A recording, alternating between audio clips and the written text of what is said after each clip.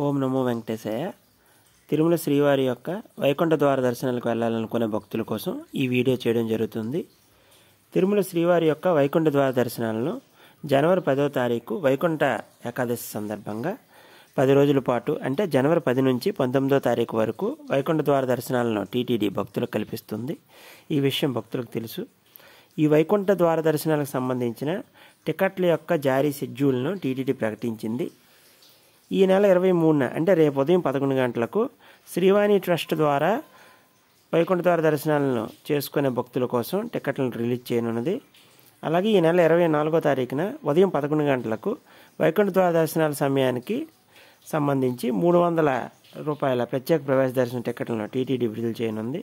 అలాగే వైకుంఠ ద్వార దర్శనాలు కల్పించే 10 రోజులకు సంబంధించి సర్వదర్శన టోకెన్లను తిరుపతిలో జనవరి 8వ తారీఖు నుంచి నిరంతరాయంగా టికెట్లు పూర్తయ్యే వరకు టీటీడీ జారీ చేయనున్నది. ఈ విషయాన్ని భక్తులు గమనించుకోగలరు. అలాగే ఈ వైకుంఠ ద్వార దర్శనాల సమయంలో ఇతర ప్రివిలేజ్డ్ దర్శనాలు అయినటువంటి చంటిబిడ్డల తల్లిదండ్రులకు సంబంధించిన దర్శనాలు కావచ్చు, వృద్ధులు వికలాంగులకు సంబంధించిన దర్శనాలు కావచ్చు, ఎన్ఆర్ఐ కోటా దర్శనాలు కావచ్చు, మరియు సిఫార్సు లేఖలపై ఇచ్చే విఐపి బ్రేక్ దర్శనాలు కావచ్చు టీటీడీ రద్దు చేసింది. ఈ విషయాన్ని భక్తులు గమనించగలరు. అలాగే సామాన్యులకు పెద్దపీట వేసేలాగా అనేక ఏర్పాట్లను కూడా టీటీడీ చేస్తున్నది.